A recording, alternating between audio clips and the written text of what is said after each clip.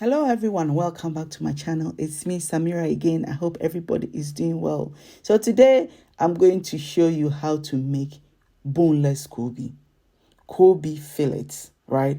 Kobe without the bones. I hate Kobe with bones. I love Kobe, but the bones sometimes put me off.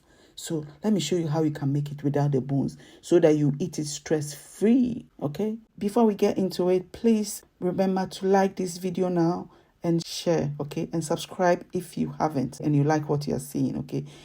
So I have a video coming soon.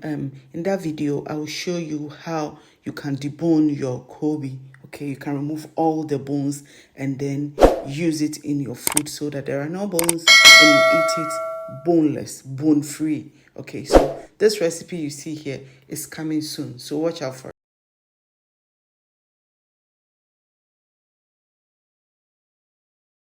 So Kobe is salted tilapia, okay, or salted dehydrated tilapia or cured tilapia, right, and dried.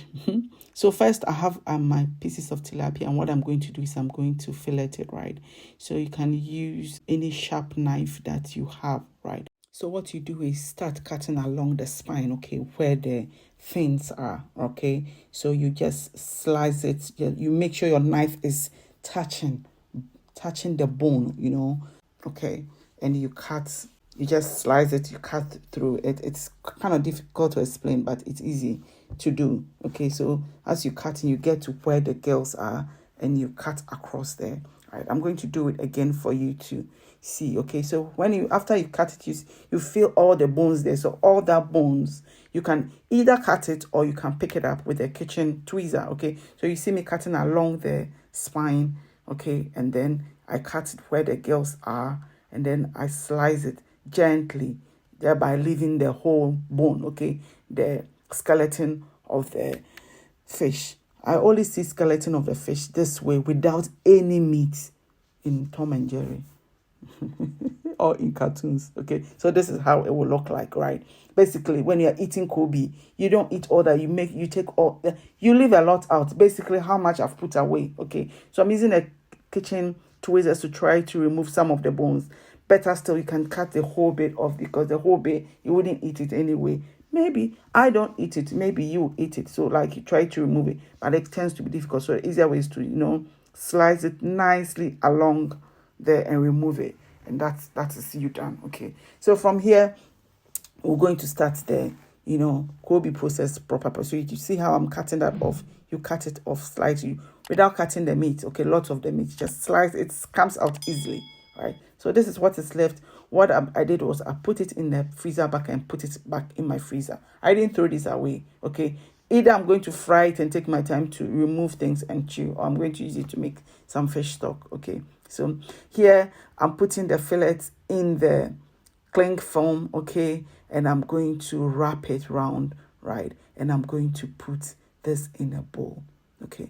So some people make their Kobe now is when they add the salt, but no, if you do it that way, your Kobe does not taste like proper authentic Kobe. What you need to do is to decompose your fish.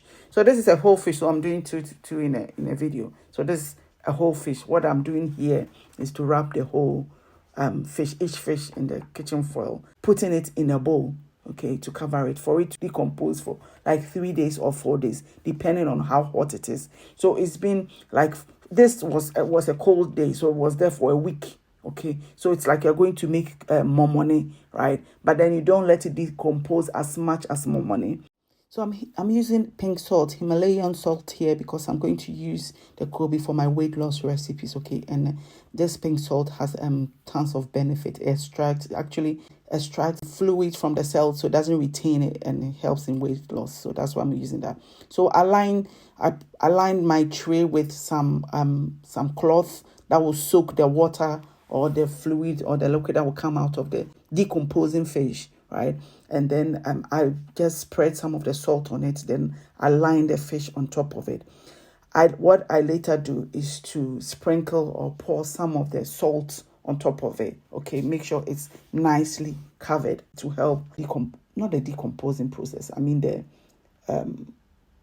Kobe making process. Young kind of say, I mean the mirror where there was a mission. So yeah. Voice stress over voiceovers. I shouldn't stress over voiceovers, should I? Okay. Anyway, so we're going to do that for the full Kobe, the normal Kobe that you and I know. Okay. So in a bowl here, what happened here? I didn't line it with any cloth, right? So all of the fluids came out of it, and it was soaked in the salt, right? But because it was salted, the fluids weren't enough to dissolve the salt. So what I had to do is to go back in and take it out. So what here I did, because it's a full fish or full tilapia, you open up the belly and you put some salt, you put some in the gills and everywhere, right? And then you cover it with salt, right, for it to dry. So as it's drying, all the juices will come out. So this is where I was transferred to a dry place, because all the salt there was soaked with the juices, right? That's why you need a cloth under it. And then all that it needs to be done is to dry it. And when it's dried, this is how it looks like, nice and dry. And you can smell it. You can smell the Kobe that you smell on the market. Trust me, it's amazing. Okay, so yeah, this is our Kobe done, and I hope you find this useful, especially the Kobe fillet, the boneless Kobe, because we all love Kobe, but then the bone sometimes, most of the time, it puts me off, right? I don't know about you, but if it's the same for you, then it's your lucky day. Thank you for joining me today, and I hope you give this a try. Don't forget to like this video, share, and subscribe, and I'll see you in the next one. Bye.